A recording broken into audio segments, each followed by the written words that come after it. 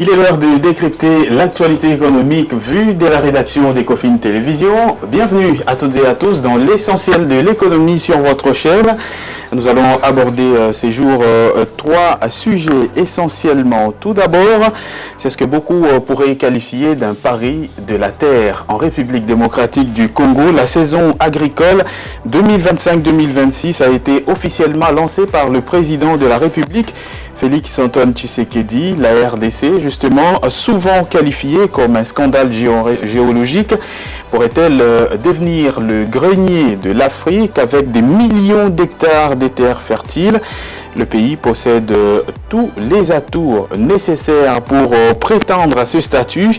Le lancement de la saison agricole 2025-2026 est un signal fort. Le gouvernement de la République, avec en tête le président Félix Antoine Tshisekedi, parie sur une révolution pour justement libérer le pays de la dépendance alimentaire.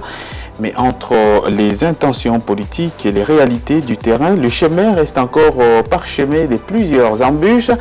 Eh bien, nous allons décrypter tout cela dans cette émission. Et puis, nous reviendrons aussi sur ces sujets. La République démocratique du Congo qui s'apprête à faire ses débuts sur la scène financière internationale. Un eurobond de 1,5 milliard de dollars américains. C'est en tout cas l'emprunt historique que la République démocratique du Congo cherche à lever pour financer son développement.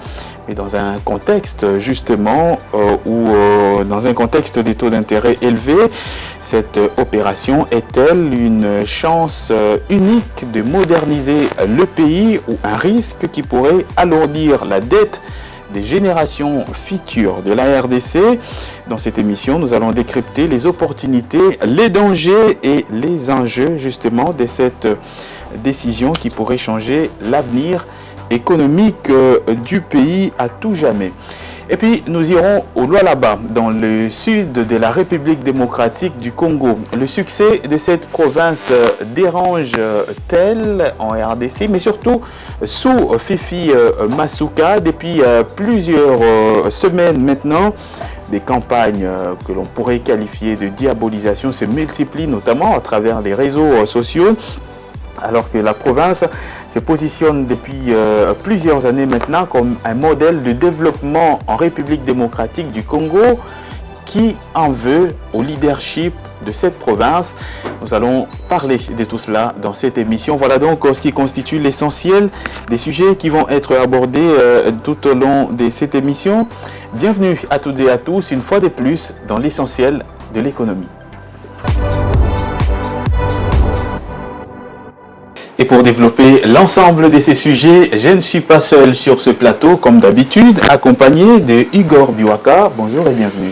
Bonjour, merci Patrick de m'avoir en tout cas reçu dans cette belle émission. Merci beaucoup d'être là. Tony Antoine Dibendila, bonjour et bienvenue. Bonjour Patrick Lumbala, c'est un plaisir de prendre part à Essentiel de l'écho. Merci beaucoup d'être là. Et comme annoncé dans l'entame de cette émission, nous commençons tout de suite par cette saison agricole 2025-2026 lancée officiellement par le président de la République ici à Kinshasa, dans la capitale du pays, ce que d'aucuns pourraient qualifier d'un pari de la terre dans un pays souvent qualifié de scandale géologique, reste tout de même confronté et va être confronté à plusieurs défis, notamment en termes de climat, mais aussi des investissements qui doivent être injectés dans ce secteur agricole en République démocratique du Congo. On voit d'abord l'ensemble de tout ceci, on se retrouve après pour pouvoir décrypter l'ensemble de tout ceci. Le président Félix Tshisekedi a donné les coups d'envoi de la campagne agricole 2025-2026, un acte fort qui symbolise l'ambition de la République démocratique du Congo de se libérer de la dépendance alimentaire. Cette initiative attendue place le secteur agricole au cœur des priorités gouvernementales avec un objectif clair, transformer un géant agricole endormi en un moteur de développement capable de garantir l'autosuffisance alimentaire pour sa population. La RDC possède l'un des plus grands potentiels agricoles d'Afrique. Avec plus de 80 millions d'hectares de terres arables et un climat propice à la culture des multiples denrées tout au long de l'année, le pays pourrait nourrir non seulement ses propres citoyens, mais aussi devenir un acteur majeur sur le marché alimentaire régional. Le vaste plaine, le sol fertile et le bassin hydrographique offrent un cadre idéal pour la production de manioc, de maïs, de riz, ainsi que pour les cultures des rentes, même le café et le cacao. Cependant, ces potentiels restent largement sous-exploités avec une production qui peine à satisfaire une demande intérieure en constante croissance. Le chemin vers la révolution agricole reste semé d'embûches. Parmi les principales difficultés, le manque de financement.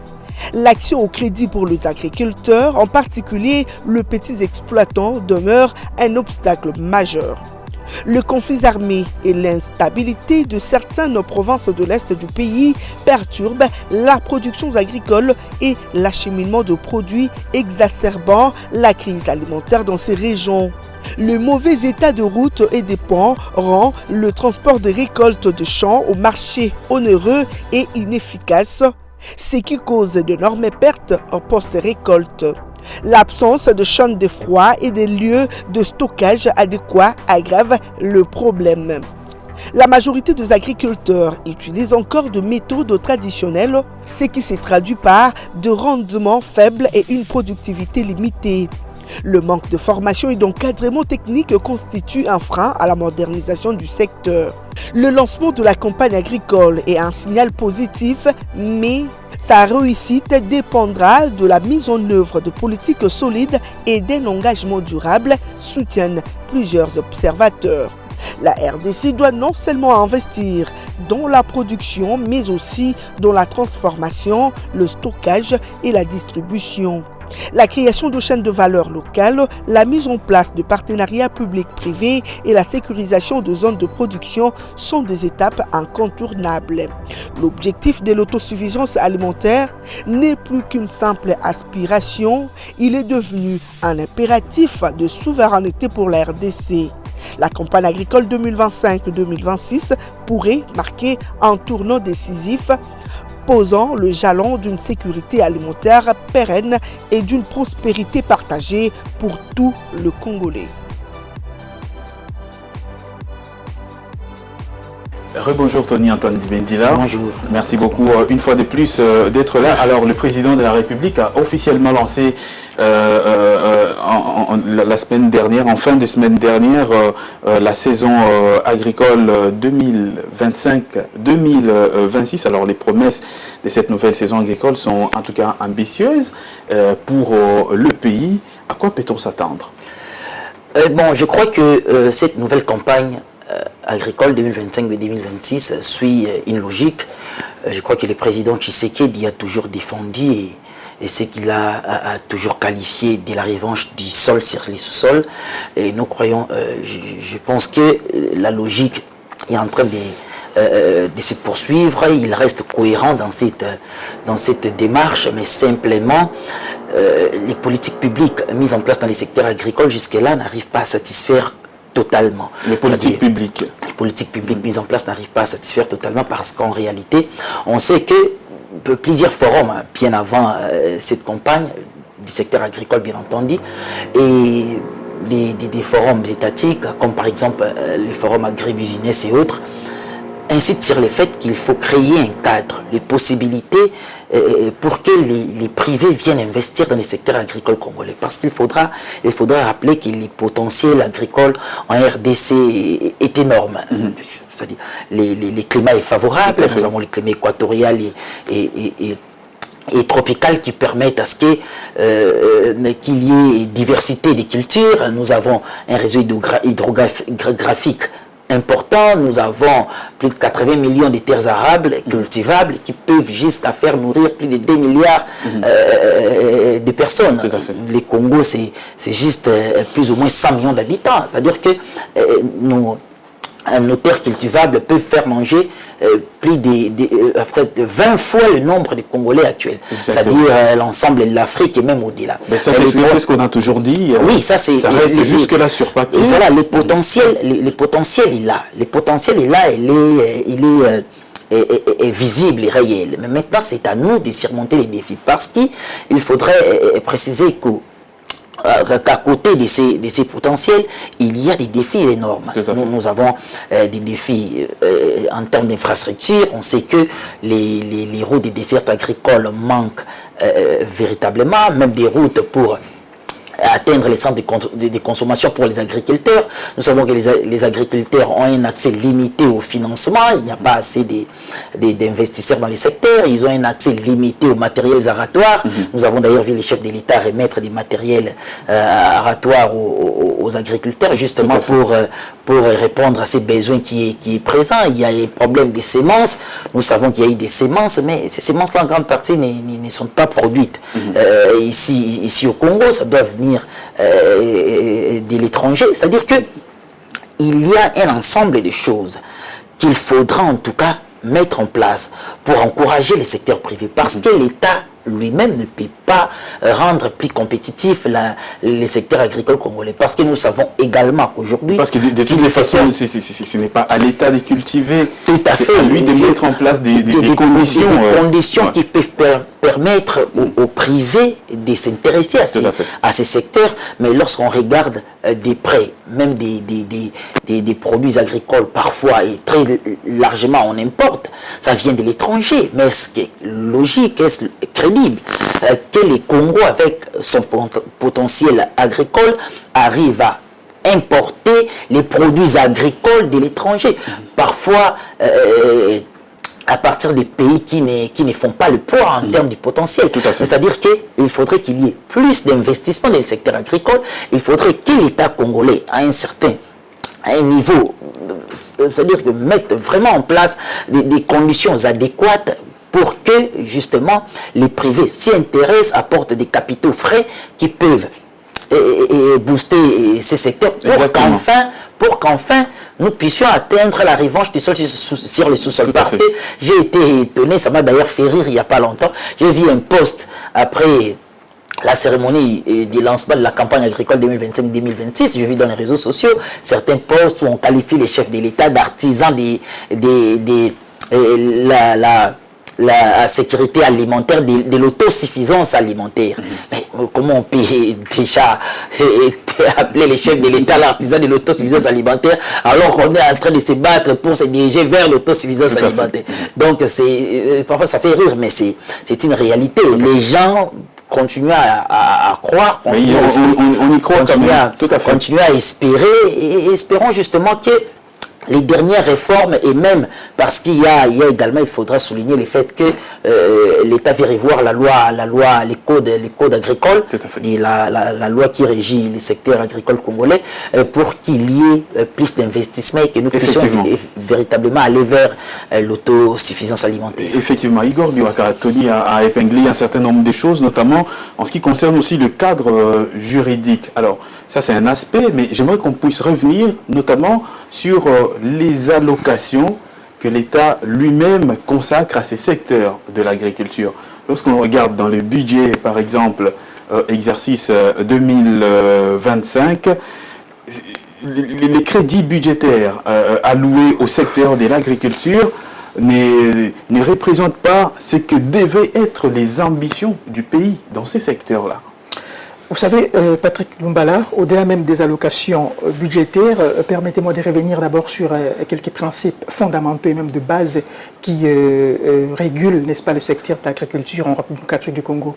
Je ne vais pas non plus revenir ici sur les potentialités que nous disposons déjà. Tout à fait. Donc, ça fait récitation, parce qu'on a besoin de quitter, en fait, l'état déclaratif vers l'état pragmatique. Exactement. Et parvenir, n'est-ce pas, à cette finalité-là, il faudrait donc relever un certain nombre de défis dont fait face évidemment la République démocratique du Congo, des défis qui doivent, n'est-ce pas, permettre à la République démocratique du Congo de considérer le fait qu'elle a l'obligation de faire de l'agriculture un pilier essentiel pour son économie. Tout à fait. Au regard de quoi?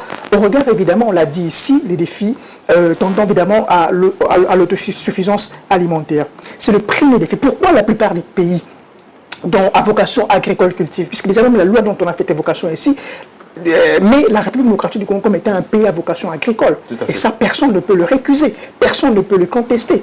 Pourquoi d'abord un pays qui est à vocation agricole et cultive? Premièrement, c'est d'abord pour parvenir à l'autosuffisance alimentaire, Patrick Lumbala. On ne peut pas cultiver pour exporter, on ne peut pas non plus cultiver pour satisfaire le besoin des autres. On doit d'abord cultiver pour satisfaire nos propres besoins. Or, ici, en République démocratique du Congo, le déficit alimentaire est criant. Point est besoin de le rappeler. Le déficit alimentaire est criant au regard évidemment des potentialités. Pourtant, le premier défi pour lequel un État cultive, c'est pour satisfaire, c'est pour parvenir à l'autosuffisance alimentaire, ce qui n'est pas en fait le cas en République démocratique du Congo. Deuxième des choses, Patrick Lumbala, pourquoi on cultive? On cultive pour réduire également les importations. Or, si tu regardes bien la balance, n'est-ce pas, des importations en République démocratique du Congo sur le produit uniquement agroalimentaire, vous savez combien on dépense annuellement? C'est plus de 3 milliards de dollars américains. Et si on prenait ces 3 milliards de dollars américains et qu'on les dirigeait vers le financement, n'est-ce pas, des acteurs agricoles qui souffrent de manque de financement, on l'a évoqué tantôt ici, pensez-vous qu'on ne sera pas en mesure, n'est-ce pas, de répondre tant soit peu à ces besoins d'autosuffisance alimentaire, Patrick Lumbala? Il faudrait par moment quitter le credo dans lequel on espère qu'on parviendra. Non. Il faut être concret, il faut être pragmatique, Patrick Lumbala. Aujourd'hui, le nouveau ministre, n'est-ce pas, de l'agriculture vient avec une rhétorique, c'est-à-dire d'une révolution agressive de l'agriculture. Eh bien oui, une révolution agressive. Ça peut faire rire. Tout à fait. Ou carrément, on peut voir, n'est-ce pas, au-delà de ces termes, une ambition, n'est-ce pas, pour que la République démocratique du Congo soit évidemment un acteur essentiel. On doit avoir de l'ambition. C'est vrai, ce n'est pas mal d'avoir des ambitions. Mais une ambition qui n'aboutit pas, Patrick Lumbala. Démesurée. Une ambition qui n'aboutit pas. Non, ce n'est pas une ambition démesurée, Patrick. Nous avons tout pour que, n'est-ce pas, cette révolution agricole soit évidemment agressive, comme le nouveau ministre, n'est-ce pas, de l'agriculture l'a fait savoir. On a une bonne pluviométrie, on l'a dit ici. Nous avons des surfaces agraires qui peuvent nous permettre de cultiver des millions et des millions d'hectares. Comment traduire cette agressivité révolutionnaire sur le terrain? C'est de ça dont il est question. Très bien, Patrick Lumbala, une très bonne question. Pourquoi on n'arrive pas d'abord à traduire cette agressivité agricole? C'est parce qu'on a une mauvaise politique autour du secteur agricole. Il y a une absence de politique cohérente autour du secteur agricole. Le président de la République l'a rappelé lors de la dernière réunion du Conseil des ministres. Vous verrez que la plupart des innovations agricoles sont portées de manière éparse. C'est-à-dire, vous verrez, il y a des innovations portées par l'État, les innovations portées par les privés, les innovations portées par la société civile. Et si tu regardes dans le fond, c'est la même chose, la même démarche. Et si on arrivait à mettre, n'est-ce pas, des communs accords, toutes ces démarches-là, ne trouvez-vous pas qu'on pourrait peut-être aboutir, il n'y a pas de la cohérence. Il n'y a pas de cohérence. Il n'y a pas une politique vraiment bien tracée. Tracée autour de ce secteur-là. Puisque s'il y avait une politique bien tracée autour du secteur agricole, Patrick Lumbala, la vision du chef de l'État de faire, n'est-ce pas, du sol congolais, un jalon essentiel pour l'économie de la République démocratique du Congo ne serait pas resté rhétorique, Patrick Lumbala. Au-delà de cet aspect des choses, permettez-moi en fait d'achever avant de penser Patrick Lumbala. Il y a également un autre aspect des choses. On l'a dit ici, c'est le manque de financement des acteurs. Permettez-moi de me ressasser. C'est le manque de financement des acteurs agricoles, Patrick Lumbala. Comment voulez-vous, dans un pays comme le nôtre, où l'agriculture paysanne, n'est-ce pas, représente 70% de la population active. Tout à fait, exactement. 70% de la population. Ils sont les plus grands cultivateurs, mais avec des moyens rudimentaires. Des moyens rudimentaires, il s'agit là de l'agriculture de subsistance. Que la population utilise, n'est-ce pas, pour le gagne-pain. Avec ça, comment voulez-vous espérer quelque chose de bien? Il manque des intrants agricoles, il n'y a pas de matériel. C'est vrai qu'on a évoqué le président de la République pour donner en fait, une première marche. On a quand même, lors du lancement de campagne agricole, on a quand même outillé ces acteurs-là. Mais ce n'est pas suffisant. Il faut des moyens conséquents. Aujourd'hui, on parle en fait de l'INERA, l'Institut national pour l'étude et la recherche agronomique. Mais c'est un organisme qui, si on l'alimentait, non seulement en moyens financiers, mais également en moyens humains, on parviendra à résoudre un certain nombre de problèmes. Tout à fait, dont, tout à fait. n'est-ce pas, le secteur fait face. Patrick, laissez-moi en fait chuter. Le troisième aspect des choses qui est très important, c'est quoi? On fait un parallélisme entre les activités de subsistance agricole et les activités commerciales. Aujourd'hui, quand on regarde la mercuriale, on se rend compte que la République démocratique du Congo exporte des millions de tonnes de café tout à fait. et autres. À l'interne, on a du mal à couvrir l'autosuffisance alimentaire. Mais à l'externe, on comble le besoin des autres. Il faut briser ces paradoxes. Tout à fait. Il faut briser ces paradoxes, faire en sorte que la même grinta, la même énergie qu'on accorde pour les activités des rondes, qu'on les mette également pour les activités de subsistance. Je le dis ici, 70% de la population active se loge, n'est-ce pas, dans l'agriculture de subsistance. Donc si on arrivait, tant soit peu, je dirais quand même à briser toutes ces limites, n'est-ce pas, dont fait face le secteur agricole de la République du Congo, cette rhétorique qui devient pure récitation ne serait plus une récitation, mais on va transformer le secteur agricole et faire en sorte que ce secteur puisse, n'est-ce pas, contribuer efficacement à l'économie de notre pays. Effectivement, mais c'est quand même paradoxal, Tony Dibendila, Igor vient de le soulever. Est-ce que le secteur agricole congolais ne souffre pas aussi des mêmes maux que souffre le secteur minier? Ça veut dire le manque du secteur secondaire, ça veut dire la transformation qui ne manque pas. On a évoqué ici par exemple le cas du café qui est exporté, mais jusqu'aujourd'hui dans notre pays, nous payons le café quand même à un prix très cher. En tout cas le café des bonnes qualités. Est-ce qu'on peut dire aujourd'hui que le secteur agricole de la RDC souffre des mêmes maux que le secteur minier? Ça veut dire le manque du secteur secondaire ou le deuxième secteur économique qui est consacré justement à la transformation et l'industrialisation. Oui, bon, à un certain niveau, il y a quasiment presque le même mot, mais la différence c'est que quand même le secteur minier a bénéficié de plus d'investissements ces dernières années, parce qu'en fait on est très dépendant du secteur minier.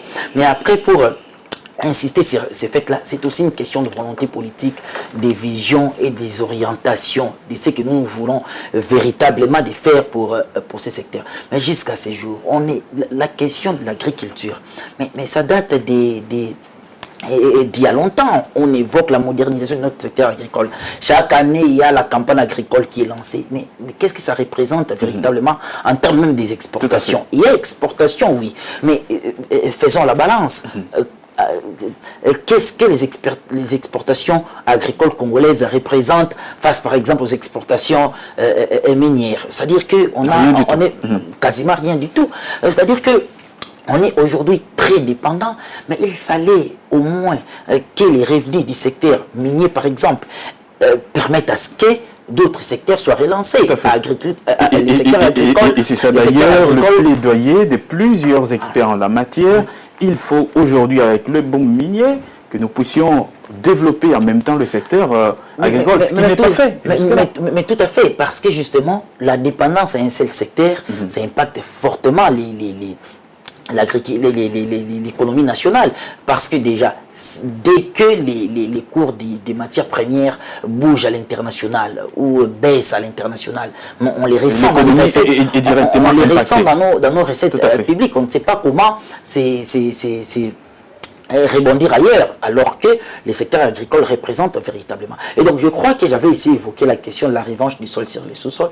Il est aujourd'hui, il est temps en tout cas d'investir davantage, que l'État revoie. J'ai suivi les ministres de l'agriculture, Moïdo Nzangi, qui a quand même loué le fait qu'il y a de plus en plus de dotations budgétaires en faveur du secteur agricole. Et on rappelle d'abord, il a parlé d'une révolution, mais cette révolution n'a pas commencé aujourd'hui. Par exemple, les allocations budgétaires pour l'année qui est en train de finir, donc 2025, c'est plus de 11%, plus de 11% justement ajouté, ce qui représente une hausse d'environ 13% par rapport aux allocations des années passées. Mais sur le terrain, on n'arrive pas à concilier ces allocations budgétaires et ce qu'on voit comme résultat sur les terrains. Mais justement, c'est ce que j'ai dit. Mais est-ce que véritablement, c'est que ces allocations-là peuvent être considérées comme une révolution? Je crois que c'est un discours purement politique. Mais je sais qu'il y a quand même une augmentation sensible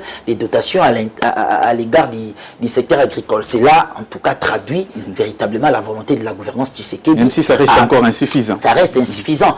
C'est-à-dire, ça reste insuffisant pour l'instant. C'est-à-dire que, c'est pourquoi j'ai évoqué les ministres, ça c'est un discours, c'est un politique. Il doit montrer que, voilà, il y a véritablement, mais ce qui est vrai dans les faits, il y a des présidents Tshisekedi qui, aujourd'hui, insistent sur le fait qu'il faut de plus en plus porter son regard sur les secteurs agricoles parce que ça représente beaucoup, ça peut nous aider même en termes des devises parce qu'on en a besoin au regard des réalités actuelles. Et donc, je crois qu'aujourd'hui, la volonté du gouvernement doit devenir de plus en plus concrète. On doit, je l'ai dit tantôt,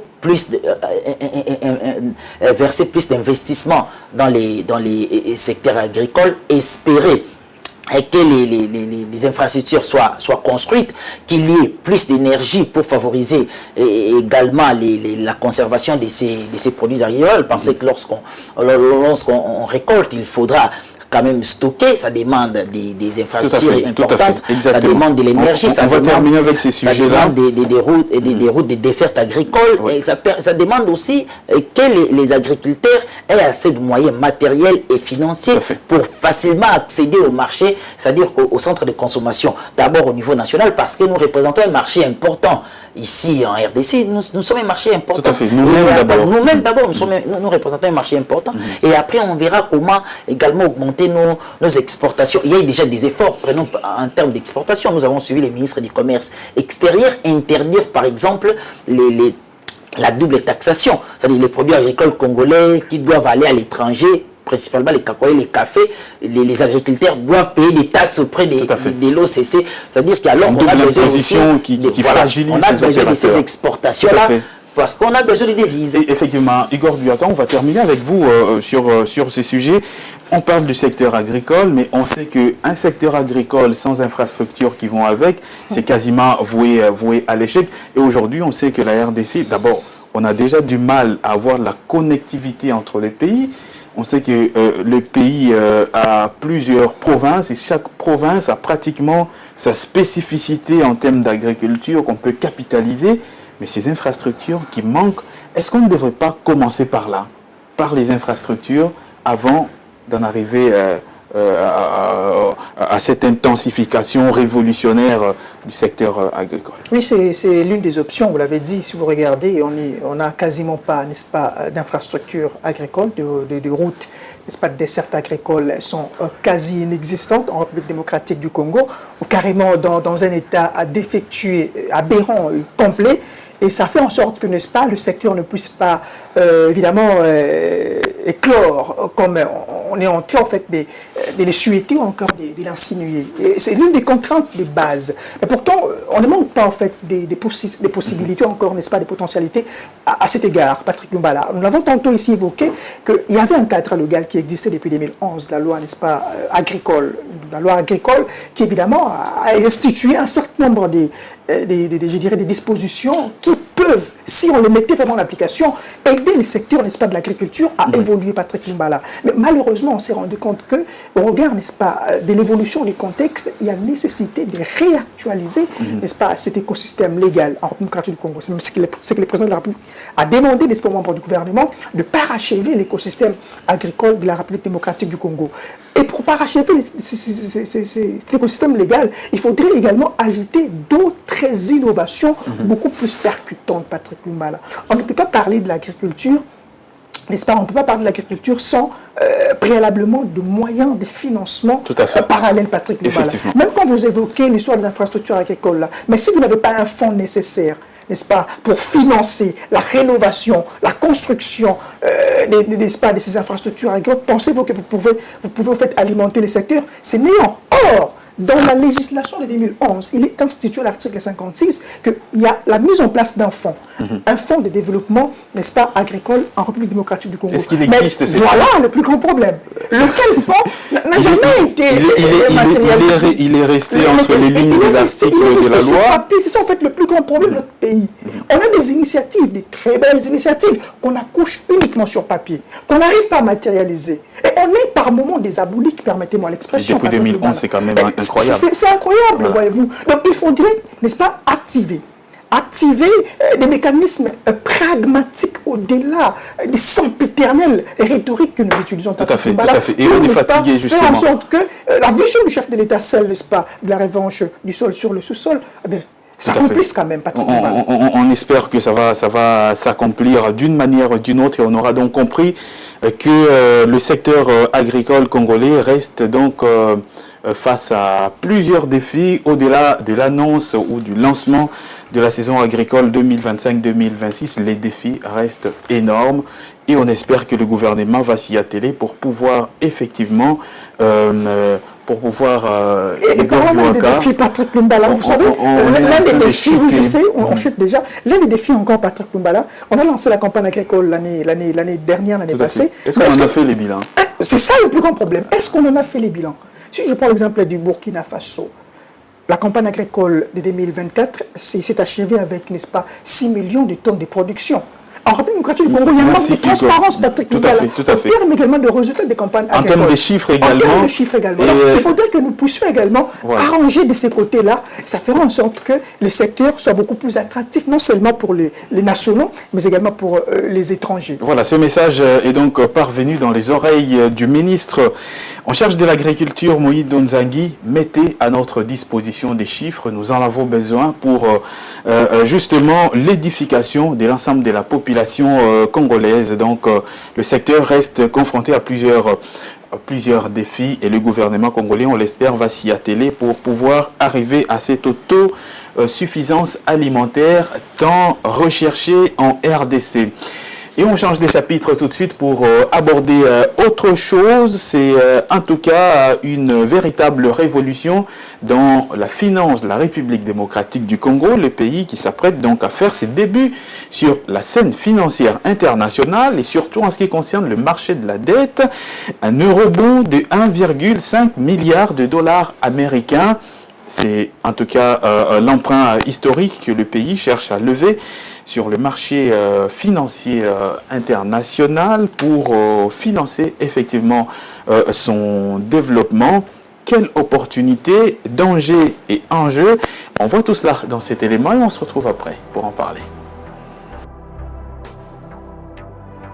La RDC prépare sa première émission obligataire internationale prévue avant juin 2026.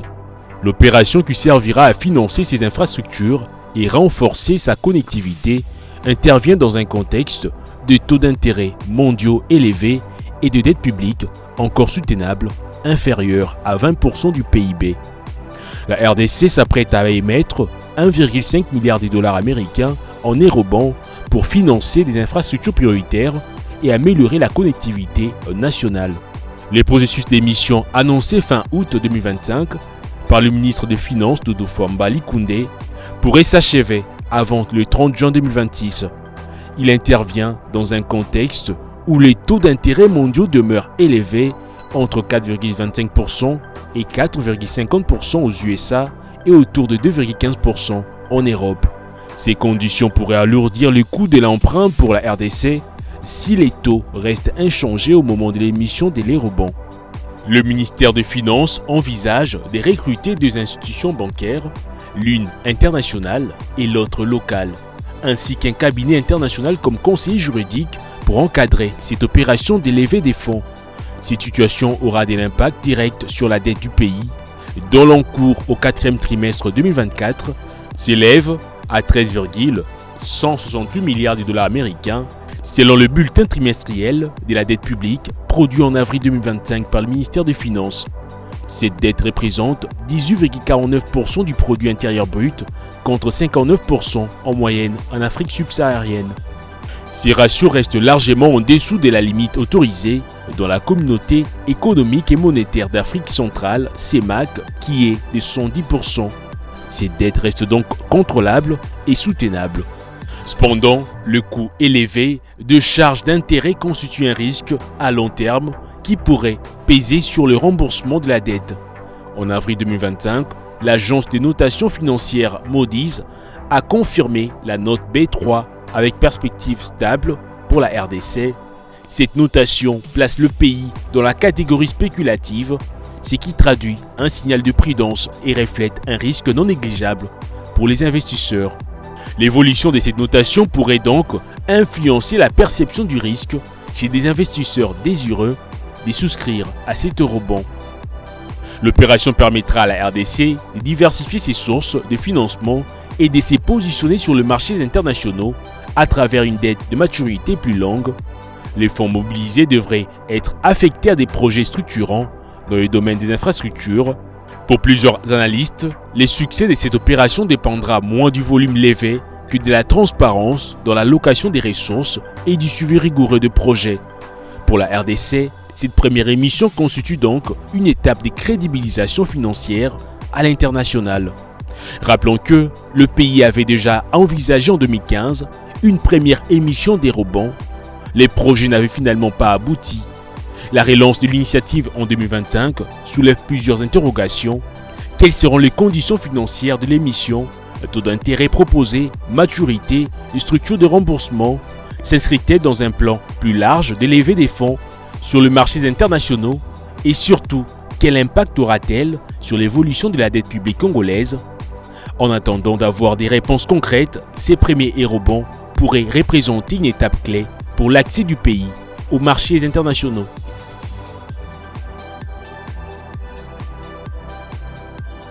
Et voilà donc Tony Antoine Dibendila, le gouvernement de la République, qui se décide donc de se lancer de plein pied avec notamment cet homme-là, Doudou Famba, il faut le reconnaître, a initié donc ce projet-là d'aller sur le marché financier international avec un eurobond de 1,5 milliard de dollars américains.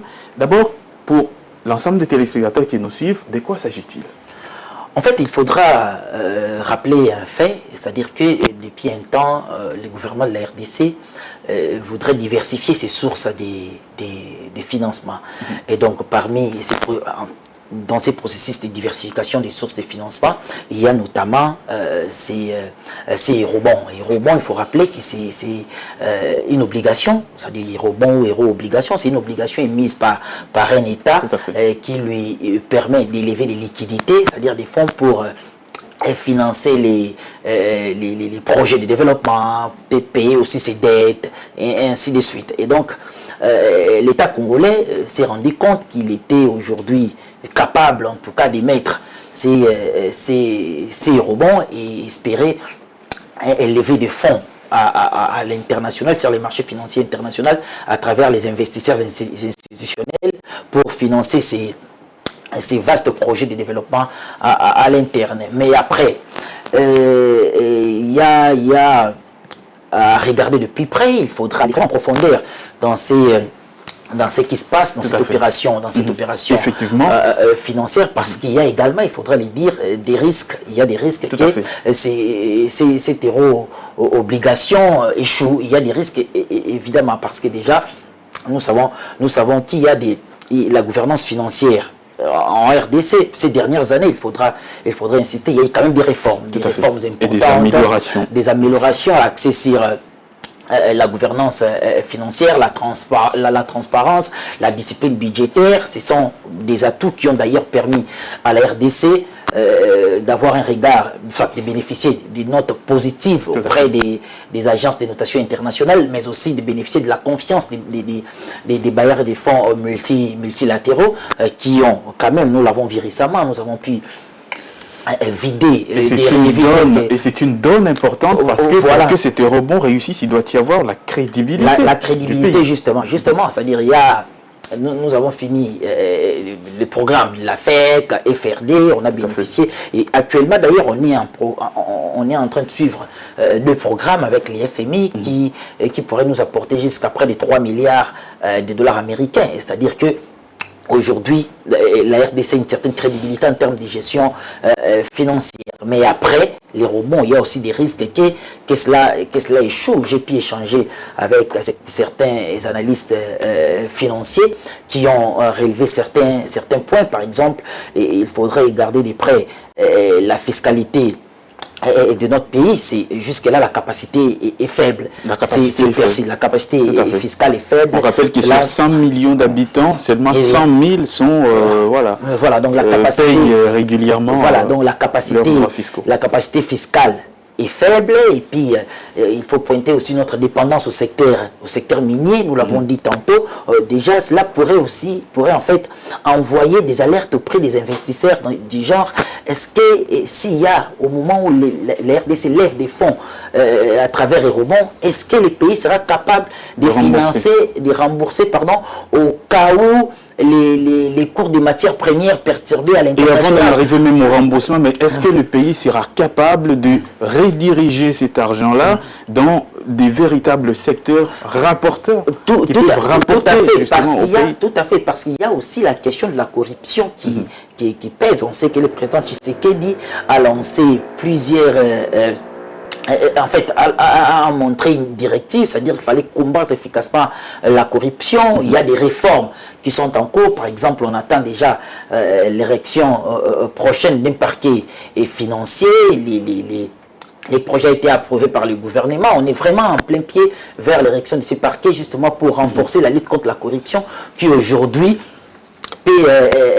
représenter un frein auprès des investisseurs internationaux, parce que eux souhaitent savoir que ces fonds-là seront utilisés comme il se doit. Ils souhaitent savoir que le pays sera capable de manière autonome à rembourser ses dettes. Mais on sait qu'aujourd'hui on dépend aussi d'une certaine manière à des fonds, des bailleurs de fonds multilatéraux tels que les FMI, je viens de les dire ici, la Banque mondiale également. C'est pourquoi j'ai également apprécié l'approche du nouveau premier vice-président en charge du budget qui aujourd'hui insiste sur le fait que les pays doivent être capables d'augmenter ses recettes en termes des ressources propres, c'est-à-dire que le budget national exercice 2026 doit avoir, c'est-à-dire compter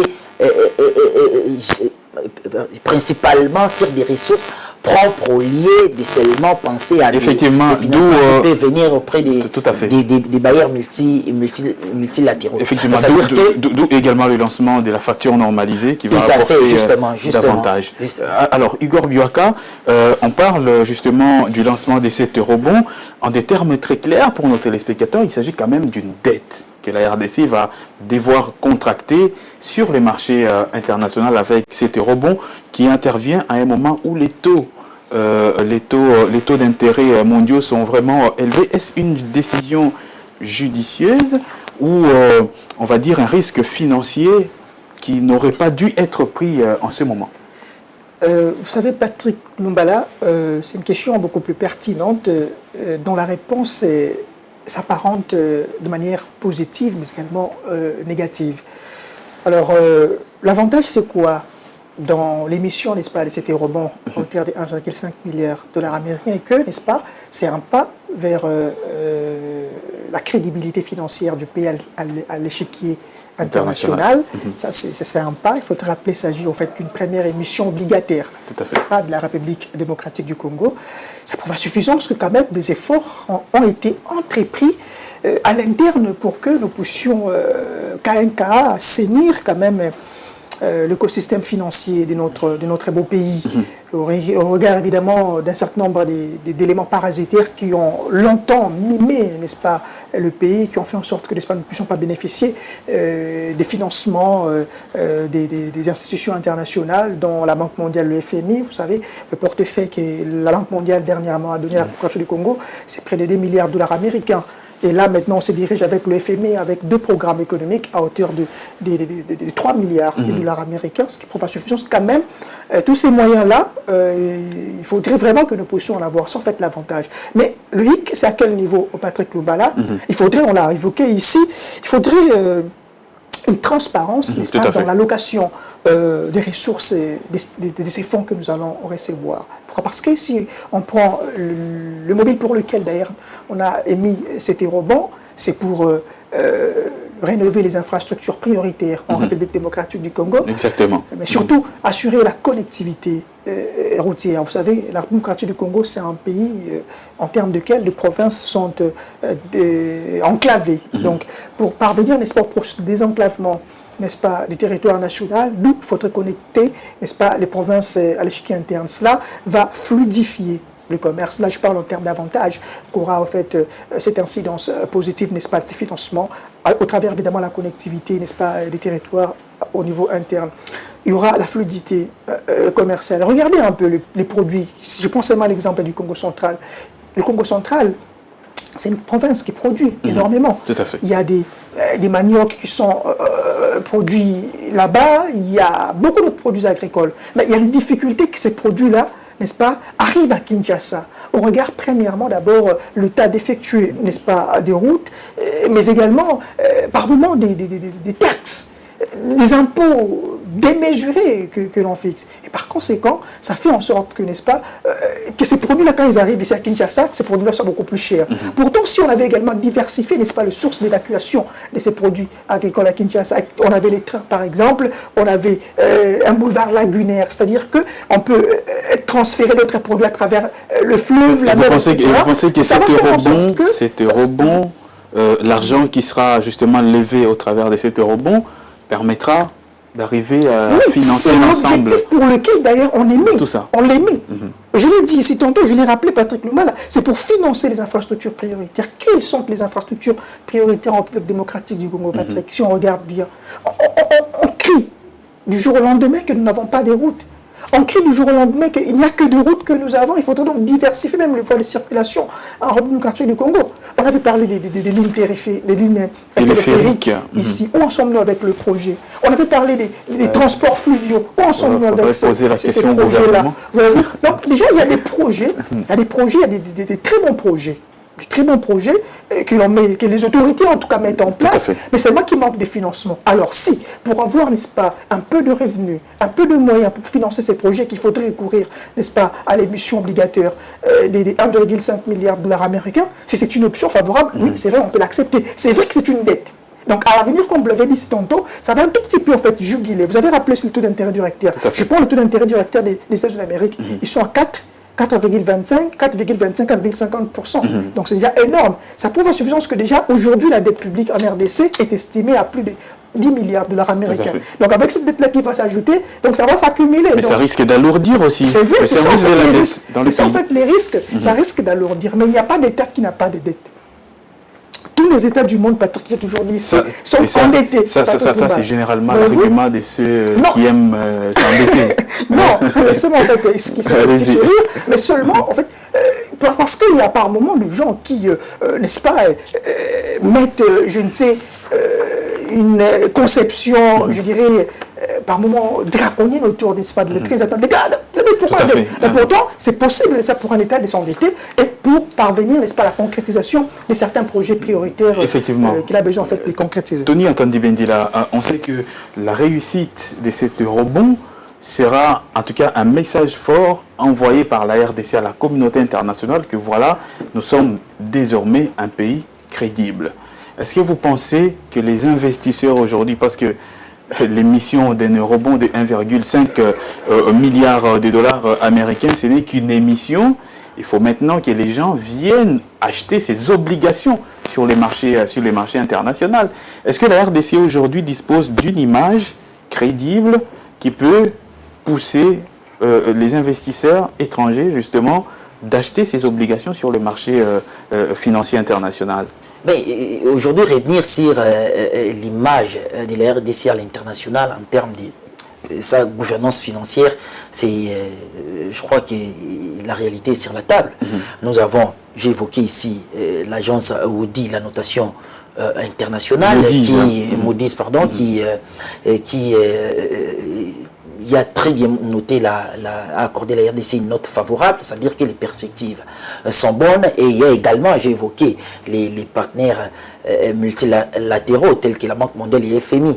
Et les FMI d'ailleurs avec ces fonds, nous avons pu réaliser plusieurs programmes qui ont été positifs. Et donc voilà, c'est-à-dire à l'étranger, l'image de la gouvernance financière de la RDC est bonne.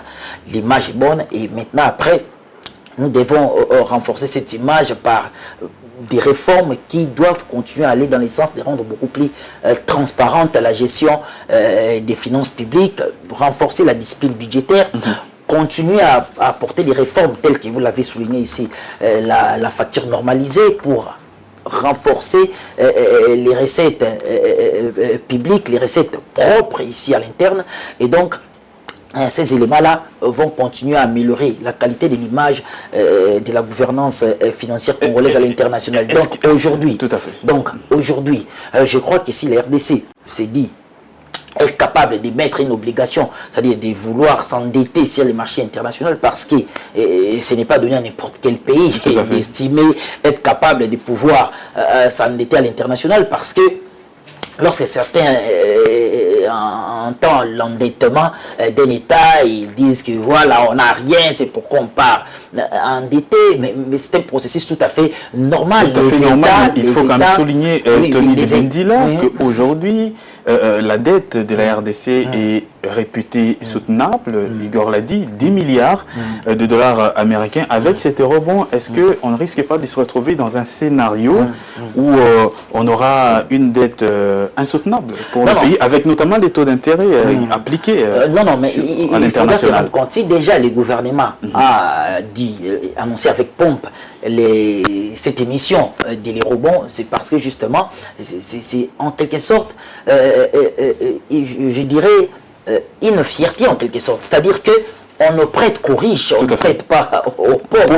On connaît les bailleurs des fonds, on connaît les marchés financiers. Si la RDC aujourd'hui émet une obligation, c'est parce qu'elle espère pouvoir avoir des preneurs, parce qu'elle espère qu'il pourrait y avoir des investisseurs. Donc c'est probable qu'il y ait des investisseurs institutionnels à l'étranger qui viennent acheter ces obligations. C'est parce que justement la RDC pense que les réformes, les dernières réformes dans les secteurs financiers permet à ce que son image pousse les éventuels preneurs viennent prendre ces obligations. C'est-à-dire que les Congolais ont une position favorable, acceptable. C'est pourquoi il y a des programmes tels que Facilité élargie des crédits, FRD, la résilience de notre économie et les réformes, j'insiste, menées ces dernières années permettent à ce que la RDC puisse croire que son eurobond peut attirer les preneurs et que nous pouvons avoir ces moyens pour diversifier justement nos sources nos sources des revenus et permettre à ce que les projets en cours de développement puissent aller un peu plus vite et que nous puissions accélérer des projets qui attendent des financements. Donc aujourd'hui, on ne peut pas se dire que on risque de sortir, parce que justement si on risquait de sortir dans nos capacités de soutenabilité de notre dette, je ne crois pas qu'on aurait dit nous hasarder à aller émettre une obligation et espérer que nous puissions obtenir intéresser certains bailleurs de fonds. Effectivement. Igor Buaka, on va terminer avec vous un peu plus vite sur ces sujets. C'est la crédibilité internationale de la RDC qui est engagée là, sur les plans justement international. À quoi doit-on s'attendre de manière concrète pour la population qui nous suive? On entend parler de rebond, mais concrètement, dans la vie de la population, à quoi devons-nous s'attendre? Vous savez, Patrick Lumbala, j'aimerais bien fixer les choses, parce que tous les projets que le gouvernement, n'est-ce pas, met en place, l'objectif surtout des projets prioritaires, c'est au fait d'impacter directement ou indirectement, n'est-ce pas, le social de la population congolaise. Et par moment, maintenant, les gens pensent que quand on dit impacter le social de la population, c'est-à-dire que donner l'argent aux gens. Non, ça n'a rien à voir avec ça. C'est ça que les gens ne comprennent pas, voyez-vous. Donc, ici, l'ambition, elle est, je dirais, bonne. C'est vrai que c'est une dette, mais la raison pour laquelle, je me ressasse, la raison pour laquelle on va s'endetter, c'est une raison valable. Valable pourquoi? Parce que on ne va pas prendre ces moyens-là pour le mettre, n'est-ce pas, je ne sais où, mais ça va servir, n'est-ce pas, au financement d'infrastructures prioritaires. Est-ce que l'endettement qu'on contractait déjà avec le FMI, la Banque mondiale, la Banque africaine de développement, n'a pas suffi pour c'est ça justement l'amalgame au sein, n'est-ce pas, des citoyens lambda. Ici, parlons d'abord de ça, parce que j'étais disant que la première chose, c'est en fait financer les infrastructures prioritaires. Un peu plus vite. La deuxième chose, c'est améliorer la connectivité nationale, Patrick Lumbala. La connectivité nationale, on a besoin. C'est vrai que les gens, par moments, lassés d'une extrême précarité, on pourra peut-être dire qu'on ne mange pas les routes. Mais comment tu peux dire qu'on ne mange pas les routes? Parce qu'aujourd'hui, pour que les commerces soient beaucoup plus dynamiques et fluides, on a besoin de quoi, Patrick Lumbala? On a besoin des routes, effectivement. On a besoin des routes. Alors, vous avez évoqué un aspect très important, j'aimerais bien en fait élucider ça, Patrick Lumbala. Vous avez dit, est-ce que les fonds que nous avons reçus du FMI et de la Banque mondiale ne nous suffisent-ils pas? Pour chaque endettement, pour chaque programme que nous négocions, il y a une finalité précise. Je prends l'exemple du Fonds monétaire international. Pour le Fonds monétaire international, Patrick Lumbala, pourquoi on conclut ces programmes-là? Je prends l'exemple de la facilité élargie de crédit, Patrick Lumbala. Le fonds que les revenus issus, le moyen que le FMI met à la disposition de la République du Congo au travers de la FEC, c'est pour évidemment soutenir la balance des paiements. Et qui dit balance des paiements, ce n'est pas l'argent qu'on va voir comme ça. C'est l'argent qu'on verra à travers, n'est-ce pas, la stabilité du taux de change. Et ça, on l'a remarqué depuis plusieurs années. À travers, évidemment, le renforcement de la balance des biens. Aujourd'hui, permettez-moi en fait de rappeler cette évidence-là.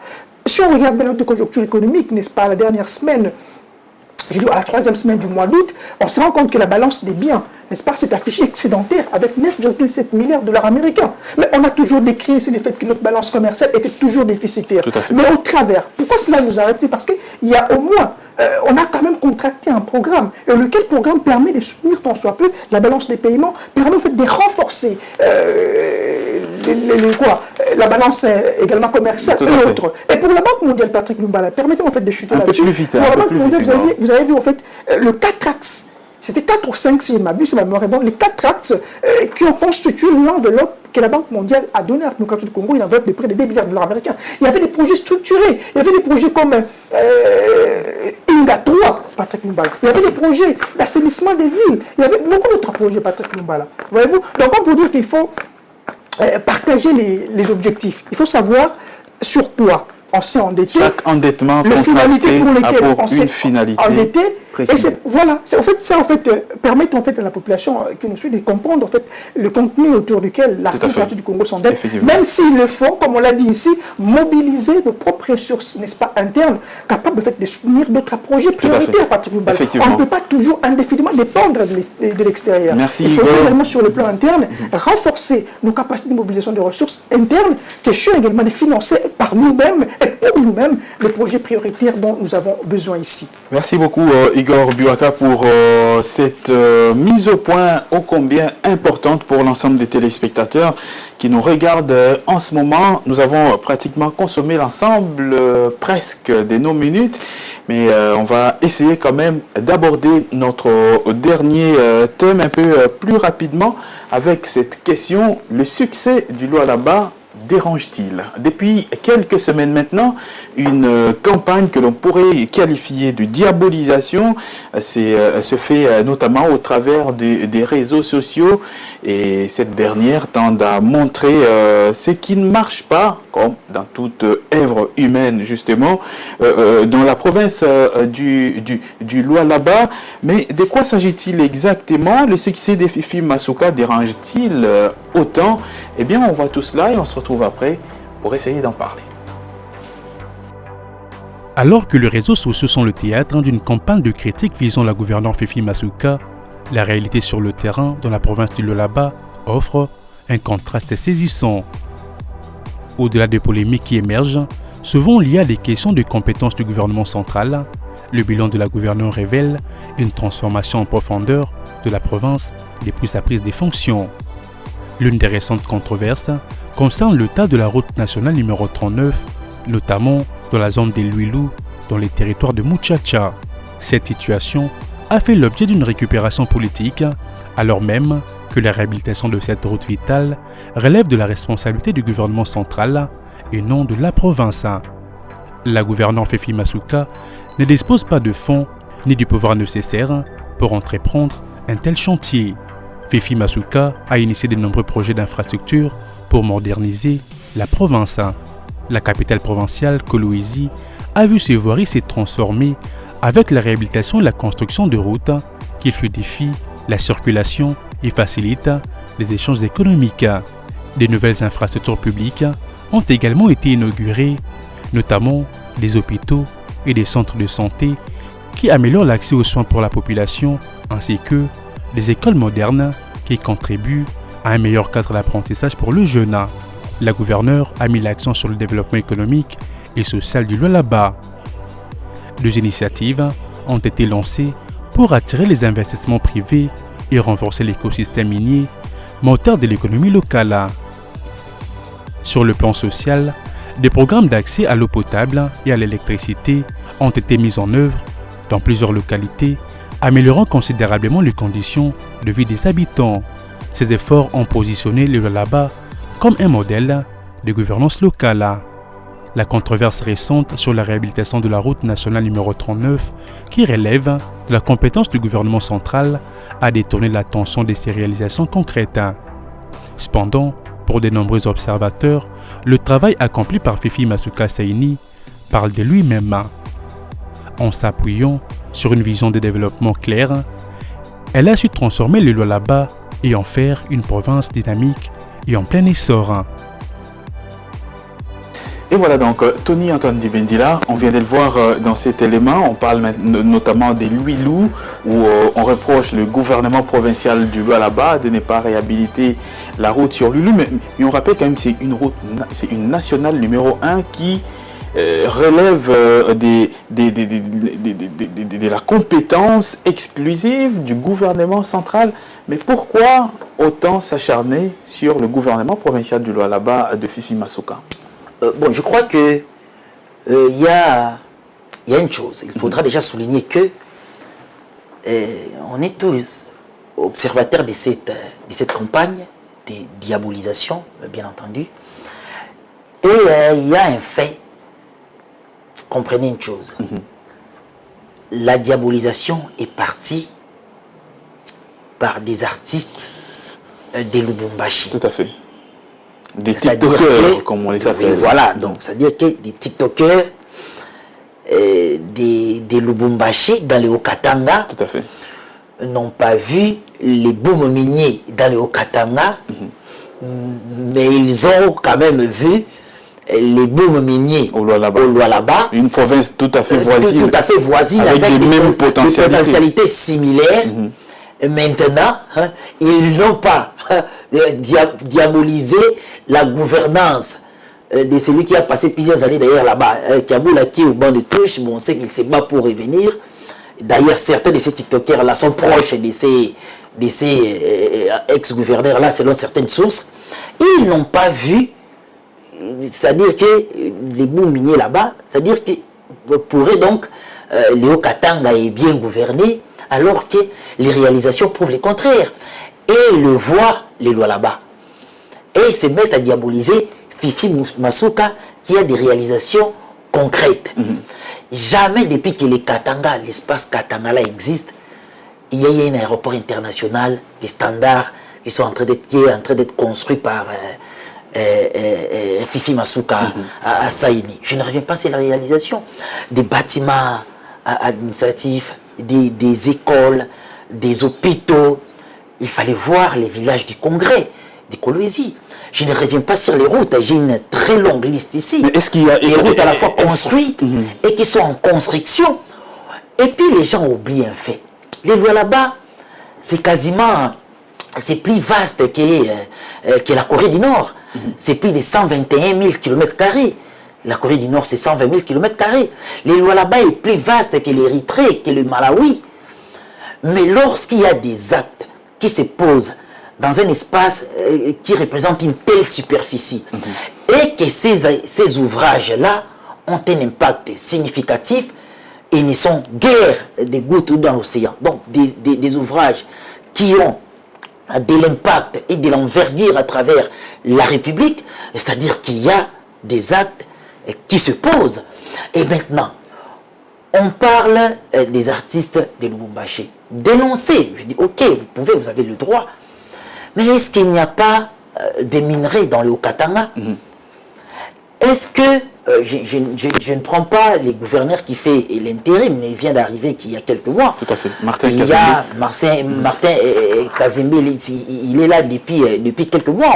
On ne peut pas parler pour l'instant de sa gouvernance. On parle des gouvernances de Jacques Yaboula. Ils n'ont pas vu la gouvernance de Jacques Yaboula.